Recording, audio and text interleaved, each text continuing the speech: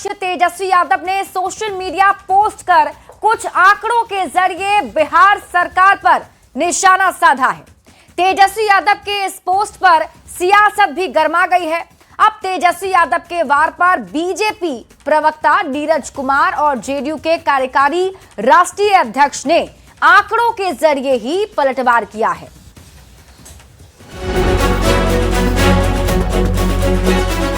बिहार की सियासत में आजकल जुबानी बयानबाजी से ज्यादा सोशल मीडिया पर सियासी वार पलटवार तेज है। इसी कड़ी में नेता प्रतिपक्ष तेजस्वी यादव ने सोशल मीडिया एक्स पर एक सूची पोस्ट की। आंकड़ों के जरिए तेजस्वी ने बताने की कोशिश की है कि 21 वर्षों की एनडीए सरकार में बिहार विकास के सभी मानकों मानदंड में सबसे फिसड्डी है। तेजस्वी यादव के आरोपों का जवाब तुरंत बीजेपी की ओर से पार्टी के प्रवक्ता नीरज कुमार ने दिया, वो भी आंकड़ों के जरिए सोशल मीडिया पर ही। नीरज कुमार ने लिखा, आरजेडी के जंगल राज में बिहार काफी पिछड़ा था। एनडीए की डबल इंजन की सरकार ने 2005 से राज्य को गर्त से निकालकर विकास की पटरी पर ला खड़ा किया है। आइए अब ग्राफिक्स के जरिए समझते हैं कि तेजस्वी यादव ने क्या आरोप लगाए थे और नीरज कुमार ने क्या जवाब दिया। तेजस्वी ने कहा, बिहार देश का सबसे गरीब राज्य है, जिस पर नीरज कुमार ने बताया कि बिहार में बेरोजगारी दर 2023-24 में 3.9% है, जो राष्ट्रीय औसत से कम है। तेजस्वी ने बिहार से देश में सबसे ज्यादा पलायन का आरोप लगाया, जिस पर नीरज कुमार ने बताया कि पलायन चुनौती जरूर है, लेकिन रोजगार बढ़ा है। तेजस्वी ने कहा, देश में सबसे ज्यादा अपराध बिहार में है, जिस पर नीरज कुमार ने कहा, बिहार में अपराध दर अब 277.5 प्रति लाख है, जो पहले के मुकाबले गंभीर अपराधों में सबसे बड़ी गिरावट है। तेजस्वी का आरोप है, देश में सबसे ज्यादा भ्रष्टाचार बिहार में है। इस पर नीरज का जवाब है, 2011 में बिहार लीस्ट करप्ट बना, 2025 में करप्शन केस महज 122 रहा। तेजस्वी का आरोप है, देश में सबसे ज्यादा बेरोजगारी बिहार में है, जिस पर नीरज कुमार ने बताया कि 20 साल में एनडीए सरकार में 50 लाख नौकरी रोजगार लोगों को मिली। तेजस्वी ने कहा, सबसे ज्यादा स्कूल ड्रॉप आउट बिहार में है, जिसका जवाब देते हुए नीरज कुमार ने कहा कि बिहार में school drop out rate primary में 0% है, जबकि सेकेंडरी में 20.5। तेजस्वी ने बिहार में सबसे कम साक्षरता दर का आरोप लगाया, जिसके जवाब में नीरज कुमार ने 2001 में साक्षरता दर महज 47% के होने और अब बढ़कर 74.3% का दावा किया। ये एनडीए सरकार की ही देन बताई गई। तेजस्वी ने आरोप लगाया कि देश में सबसे कम प्रति व्यक्ति आय बिहार में है, जिसका जवाब नीरज कुमार ने आंकड़ों के जरिए लालू फैमिली के शासन पर निशाना साधते हुए दिया। नीरज ने बताया, 2005 में प्रति व्यक्ति आय महज 7,914 रुपये थी, जो अब 76,490 रुपये तक पहुंच चुकी है। तेजस्वी ने आंकड़ों के जरिए सबसे कम प्रति व्यक्ति निवेश का मुद्दा भी उठाया, जिस पर नीरज कुमार ने कहा, 50 लाख करोड़ निवेश लाकर बिहार को टॉप बनाएंगे। तेजस्वी यादव के आरोपों का जवाब जेडीयू के कार्यकारी राष्ट्रीय अध्यक्ष संजय झा ने भी प्रधानमंत्री के आर्थिक सलाहकार परिषद की सदस्य शमिका रवि के आर्टिकल का हवाला देते हुए दिया। संजय झा ने लिखा, प्रोफेसर शमिका रवि लिखती हैं कि उनके कार्यकाल में बिहार ने जीवन स्तर में उल्लेखनीय सुधार किया, गरीबी में भारी कमी आई, पोषण की उपलब्धता में सुधार हुआ और राष्ट्रीय औसत से अंतर कुछ हद तक कम हुआ। 2011 से 24 के बीच बिहार के ग्रामीण इलाकों में प्रति व्यक्ति वास्तविक मासिक व्यय में सालाना 4.5% की वृद्धि हुई, जो अखिल भारतीय दर 3.1% से लगभग 50% ज्यादा है, जबकि शहरी इलाकों में वास्तविक CAGR 4.6% रहा, जो भारत के 2.6% से ज्यादा है। तेजस्वी के आरोप पर जुबानी जंग भी तेज हो चुकी है। दोनों ओर से वार पलटवार तेज है। सवाल है कि तेजस्वी यादव अक्सर इस तरह के आंकड़ों के जरिए सरकार पर निशाना साधते हैं, लेकिन बिहार पर तेजस्वी के आरोप को तवज्जो क्यों नहीं मिलती। न्यूज़ 18 के लिए पटना से अमित कुमार और दिल्ली से अमितेश सिंह के साथ ब्यूरो रिपोर्ट। और अब बात करते हैं सिमतीश कुमार की समृद्धि यात्रा की। समृद्धि यात्रा के दौरान सिमतीश कुमार ने पूर्णिया और कटिहार में करोड़ों की योजनाओं की सौगात दी और दोनों ही जगहों पर मुख्यमंत्री ने अपनी सरकार के काम को गिनाया और विपक्ष पर जमकर हमला बोला है। आपको यहाँ आपके दिल की बात मुख्यमंत्री जी समझ रहे हैं। ये तस्वीर कटिहार की है। समृद्धि यात्रा के क्रम में मुख्यमंत्री नीतीश कुमार जैसे ही मंच पर पहुंचे, नीचे खड़े लोग नीतीश कुमार से राज्यसभा न जाने की अपील करते हुए नारेबाजी करने लगे। आपको याद होगा। कुछ ऐसी ही तस्वीर समृद्धि यात्रा के दौरान पूर्णिया से भी आई, जब महिलाओं के लिए किए गए मुख्यमंत्री के काम गिनाते हुए खाद्य एवं उपभोक्ता संरक्षण मंत्री लेसी सिंह रोने लगी। माननीय मुख्यमंत्री जी कृष्ण के रूप में हमारे परिवार हमारे लिए ढाल बन के रहे हैं।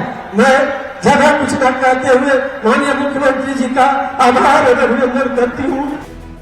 नीतीश कुमार 20 साल से बिहार के मुख्यमंत्री की कुर्सी संभाल रहे हैं। तस्वीरें बता रही हैं कि 20 साल सत्ता में रहने के बाद भी उनकी लोकप्रियता में कोई कमी नहीं आई है और इसकी वजह है उनके विकास कार्य। नीतीश कुमार अब राज्यसभा के जरिए केंद्र की राजनीति में जा रहे हैं, लेकिन उसके पहले वो समृद्धि यात्रा के तीसरे चरण पर हैं, ताकि चुनाव से पहले किया गया अपना वादा पूरा कर सके। और अब केंद्र सरकार आपको मदद कर रहा है, बहुत आगे बढ़ेंगे और बहुत अच्छा विकसित हो जाएगा। गुरुवार को मुख्यमंत्री नीतीश कुमार ने समृद्धि यात्रा के दौरान पूर्णिया और कटिहार को करोड़ों की योजनाओं की सौगात दी और एक बार फिर बिना नाम लिए लालू परिवार पर निशाना साधना नहीं भूले। महिलाओं के लिए कुछ करता था, अपने 7 साल में भाग गया, हट गया था तो अपना पत्नी को लगा दिया था, लेकिन महिला को कोई काम किया था उससे पहले कोई काम नहीं किया था। गुरुवार को समृद्धि यात्रा के दौरान पूर्णिया के मंच से आई एक तस्वीर की भी खूब चर्चा है, जब पूर्णिया की सभा में अपने संबोधन के बाद वो अचानक डिप्टी सीएम सम्राट चौधरी के पास पहुंच गए और सम्राट चौधरी के कंधे पर हाथ रखकर जनता का अभिवादन किया। न्यूज़ 18 के लिए पूर्णिया और कटिहार से संवाददाता शैलेंद्र के साथ कुमार प्रवीण और सुब्रत गुहा के साथ ब्यूरो रिपोर्ट। मुख्यमंत्री नीतीश कुमार के बेटे निशांत कुमार जेडीयू में शामिल होने के बाद पहली बार अपने पैतृक गांव कल्याण बिघा पहुंचे। निशांत के आने के बाद स्थानीय कार्यकर्ताओं और समर्थकों में खासा उत्साह देखा गया है। निशांत कुमार के स्वागत को लेकर गांव और आसपास के क्षेत्रों में 2 दिन पहले से तैयारियां की जा रही थी। निशांत कुमार के सक्रिय होने से कार्यकर्ताओं और समर्थकों को नया उत्साह दिख रहा है। कल्याण बिघा गाँव पहुंचने पर निशांत ने कहा वो अपने दादा दादी को नमन करने आए हैं। निशांत ने यह भी कहा उनके पिता ने 20 सालों में जो काम किया है उनका मकसद उसे आगे बढ़ाने का है। पार्टी हमारे बहुत से विधायकगण और सब लोग आए हैं। हम एक परिवार की तरह से हम सारे परिवार अपने दादा दादी मेरी माँ को नमन करने आए हैं। मेरी कोशिश करेगी कि मेरे पिताजी ने जो 20 साल में काम किया उसको आगे बढ़ाऊं और जनता का विश्वास पाऊं। निशांत कुमार कल्याण बिघा में इंडोर शूटिंग रेंज पहुंचे, जहां उन्होंने निशानेबाजी का अभ्यास किया और राष्ट्रीय स्तर के युवा निशानेबाजों को शुभकामनाएं देते हुए बिहार का नाम रोशन करने के लिए भी कहा। ये तस्वीर हम आपको दिखा रहे हैं निशांत कुमार की, जो इंडोर शूटिंग रेंज में पहुंचे हुए थे। नालंदा में उनकी मौजूदगी थी। निशानेबाजी का उन्होंने यहां अभ्यास भी किया।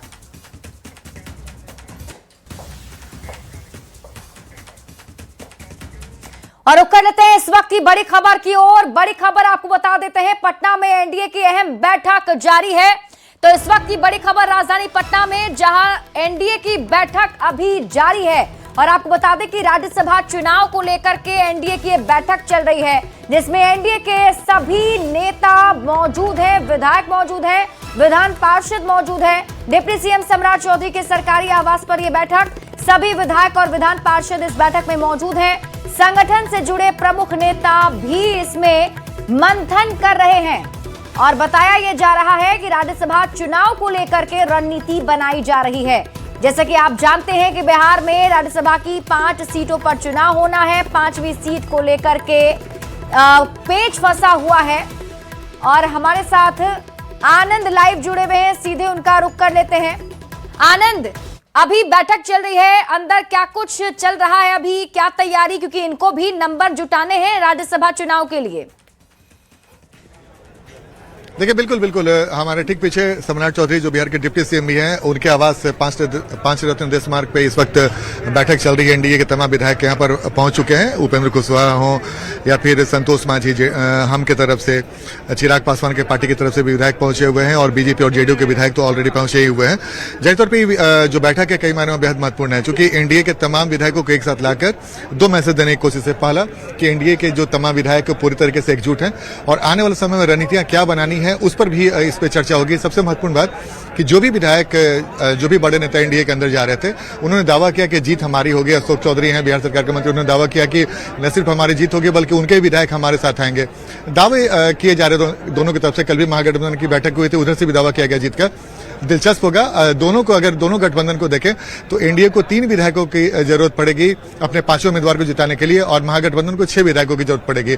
तो दिलचस्प है, ये आंकड़ा किसके तरफ बैठता है ये देखना दिलचस्प होगा। इसके लिए तो 16 तारीख तक इंतजार करना पड़ेगा। लेकिन जाहिर तौर पे अगर संख्या बल के हिसाब से देखें तो एनडीए के 4 उम्मीदवार आसानी से जीत रहे हैं। 5 उम्मीदवार के लिए उन्हें जीतने के लिए 3 विधायकों की और जरूरत पड़ेगी, जबकि महागठबंधन की तरफ से 6 विधायकों की जरूरत पड़ेगी। तो तैयारियां दोनों तरफ से है, दावे भी दोनों तरफ से किया जा रहा है। एनडीए की तरफ से कई लोगों ने यह दावा किया कि क्रॉस वोटिंग होगा और महागठबंधन के कई लोग हमारे तरफ आएंगे।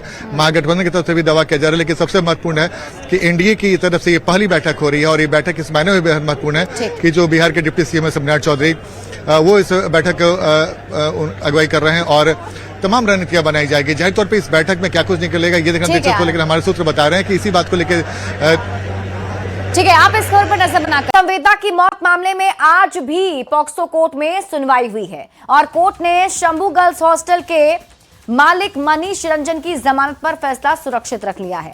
सुनवाई के बाद संवेदना की मां ने सीबीआई पर बड़े आरोप लगाए। पीड़िता की मां ने सीबीआई पर केस की लीपापोती का आरोप लगाया है। मामला हॉस्टल मालिक मनीष रंजन को राहत नहीं।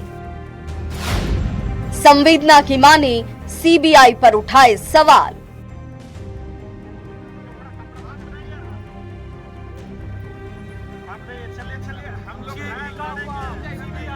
भावुक कर देने वाली ये तस्वीर है पटना पॉक्सो कोर्ट परिसर की।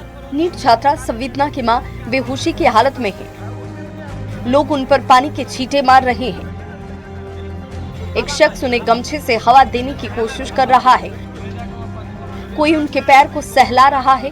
बेटी की मौत के बाद संवेदना की मां को अब इंसाफ की उम्मीद धुंधली नजर आ रही है। नीट छात्रा संवेदना की मौत मामले में गुरुवार को पटना के पॉक्सो कोर्ट में सुनवाई हुई। सुनवाई के दौरान शंभू गर्ल्स हॉस्टल के मालिक मनीष रंजन को फिर झटका लगा है। पटना की पॉक्सो कोर्ट ने मनीष रंजन की जमानत याचिका पर फैसले को सुरक्षित रख लिया। इस बीच संवेदना की मां ने सीबीआई पर बड़े सवाल खड़े कर दिए। पीड़िता की मां ने सीबीआई पर केस की लीपापोती करने का आरोप लगाया। सरकार से अब उन्हें न्याय की उम्मीद नहीं है। मीडिया से बात करते करते पीड़िता की मां बेहोश हो गई, जिसके बाद उन्हें तत्काल अस्पताल पहुंचाया गया। आज भी कोर्ट में सुनवाई हुई और हॉस्टल संचालक मनीष रंजन को आज भी जमानत नहीं दी गई। हालांकि आज कोर्ट की सुनवाई के बाद जो छात्रा थी उनकी मां काफ़ी भावुक हो गई और मीडिया को अपनी बातें भी बताई। उनका कहना था कि सीबीआई केस की लीपापोती कर रही है और जो न्याय है न्याय में देरी हो रही है। हालांकि उन्हें न्यायालय पे भरोसा है, लेकिन जिस तरह से सीबीआई के द्वारा केस पे लीपापोती की जा रही है उससे कहीं ना कहीं सवाल खड़े हुए हैं। नीट छात्रा संवेदना की मौत मामले में कोर्ट का रुख लगातार सख्त है। कोर्ट ने गुरुवार को भी मनीष रंजन को जमानत नहीं दी। अब कोर्ट इस मामले की सुनवाई शुक्रवार या शनिवार को करेगा। लेकिन कोर्ट में सुनवाई के बाद छात्रा की मां ने जिस तरह के आरोप लगाए हैं उससे ये सवाल उठ रहा है कि संवेदना को न्याय मिलेगा। न्यूज़ 18 के लिए पटना से धर्मेंद्र कुमार की रिपोर्ट। की संदिग्ध मौत के बाद एक बार फिर से शराबबंदी पर सवाल खड़े हो गए हैं। परिजनों का दावा है कि शादी समारोह में जहरीली शराब पीने से मौत हुई है। हालांकि प्रशासन ने एक ही मौत की पुष्टि की है, लेकिन मौत बेचने वाले शराब के धंधेबाज पुलिस की पकड़ में क्यों नहीं आते, ये बड़ा सवाल है।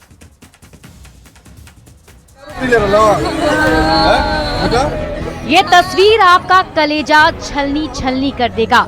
छपरा में रोते बिलखते परिवार की तस्वीर एक बार फिर सवाल कर रही है। आखिर जहरीली शराब और कितनों की जान लेगा। दहाड़ मार कर रोते इस परिवार की चीख एक बार फिर बिहार में शराबबंदी पर सवालिया निशान लगा रहा है। छपरा के पानापुर में 2 लोगों की संदिग्ध मौत से एक बार फिर सनसनी फैल गई है, जबकि 2 लोगों की हालत गंभीर बताई जा रही है। पानापुर के धेनुकी में धर्मेंद्र राय की संदिग्ध मौत हो गई।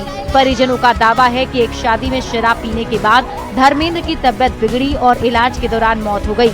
पानापुर इलाके में अब तक 2 लोगों की मौत की खबर है। हालांकि प्रशासन ने एक ही मौत की पुष्टि की है। प्रशासन का कहना है कि पूरे मामले की जांच चल रही है। अधिकारी प्रभावित इलाके में लगातार कैंप कर रहे हैं। छपरा में 2 लोगों की संदिग्ध मौत के बाद एक बार फिर कई सवाल खड़े हो रहे हैं। आखिर जहरीली शराब कब तक लोगों की जान लेता रहेगा? आखिर प्रशासन को जहरीली शराब के अड्डों का पता क्यों नहीं चलता? मौत बेचने वाले शराब के धंधेबाज पुलिस की पकड़ में क्यों नहीं आते? जहरीला जाम जिंदगी को कब तक लीलता रहेगा? न्यूज़ 18 के लिए छपरा से संतोष गुप्ता की रिपोर्ट।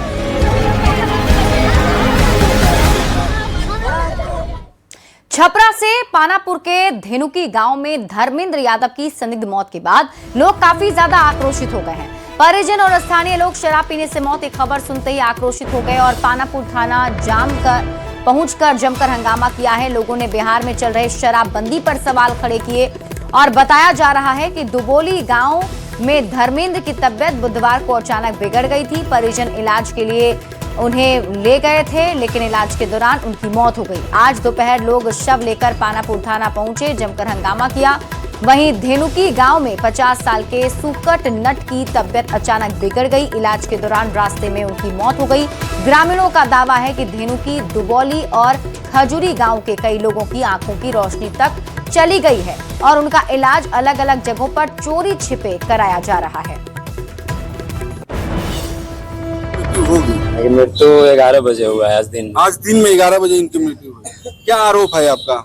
आरोप है कि बस अब हम ये सरकार से सवाल करेंगे कि जब बिहार में दारू बंद है तो मिल कहाँ से रहा है? मिला तो कैसे मिला? आपको कंफर्म है कि ये शराब पिए हुए हैं? ये कंफर्म है कि शराब पिए। कहाँ से पिए हुए? अब ये तो नहीं बता सकते हैं, लेकिन गाँव में पिए हैं। गांव में कहाँ शराब बिकता है? हर एक जगह मिलता है। धनकी, दुबौली, पानापुर हर एक जगह मिल रहा है। बिहार में दारू बंद है, मिल रहा है, हर एक जगह मिल रहा है।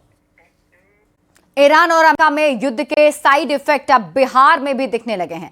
प्रदेश की राजधानी पटना सहित कई शहरों में रसोई गैस की किल्लत ने लोगों की परेशानी बढ़ा दी है। हालांकि सरकार के साथ ही प्रशासन की ओर से यह दावा किया जा रहा है कि एलपीजी गैस की सप्लाई में कोई कमी नहीं है, पर बिगड़ रहे हालात की वजह लोगों का पैनिक होना भी बताया जा रहा है।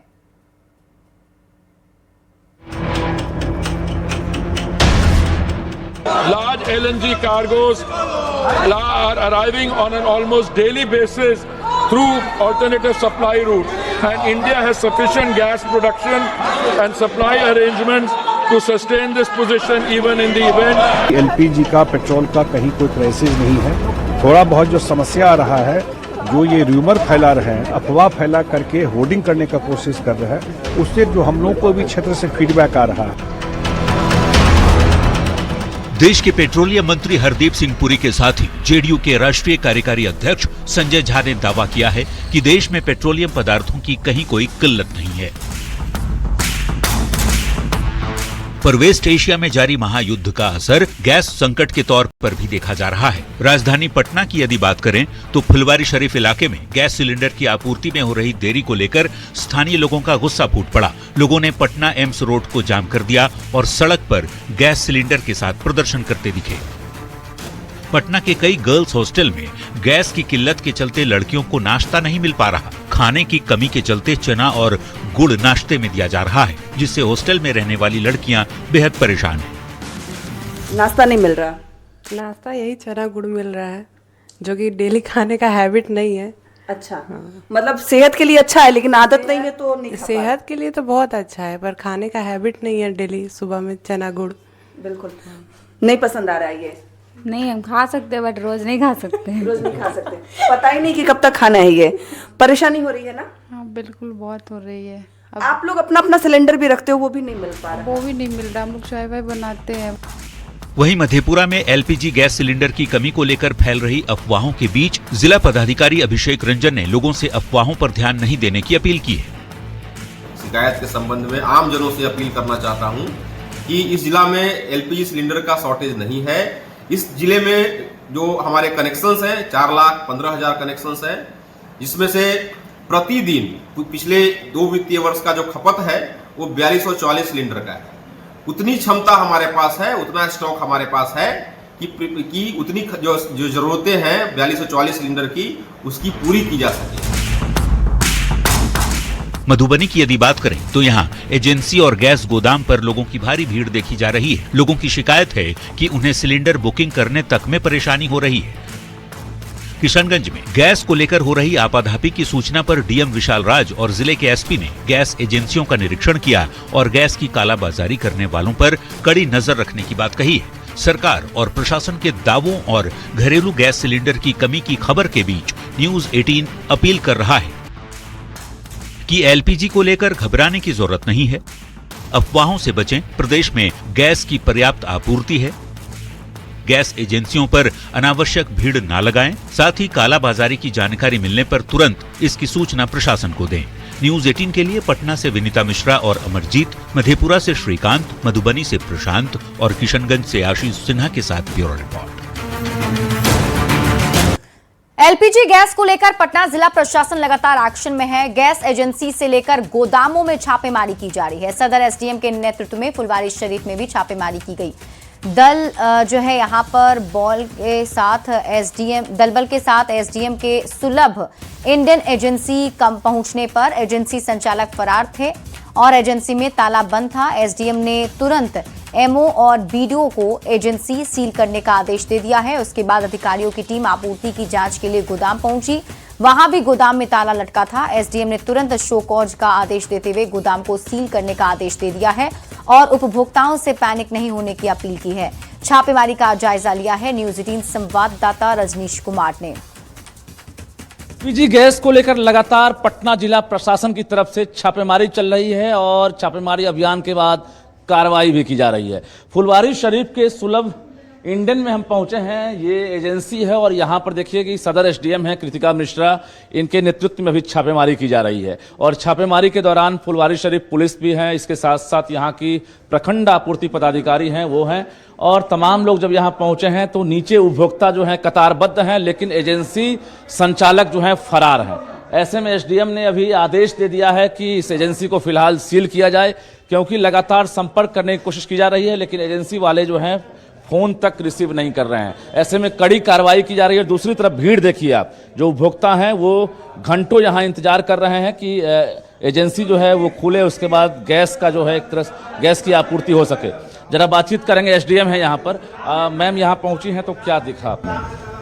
अभी वर्तमान में जो सुलभ इंडियन है इनके संचालक यहाँ से फरार हैं। उन्होंने ताला लगाया हुआ है, तो जब प्रशासन की टीम यहाँ आई है और ताला नहीं खुला है, लगातार उनसे संपर्क की कोशिश की गई है लेकिन वो उपस्थित नहीं हुए हैं, तो अब इसको सील करके आगे की कार्यवाही की जाएगी। देखिए यहाँ पर तमाम उपभोक्ता हैं, क्या लग रहा है सब फरार हैं? सुबह से हम लगे हुए लेकिन अभी तक दुकान ऑफिस ही नहीं खोले हैं। ऑफिस ही नहीं खोले हैं, दिक्कत है। गैस खाली है, गैस लेना। क्या नाम हुआ आपका? नौशाद।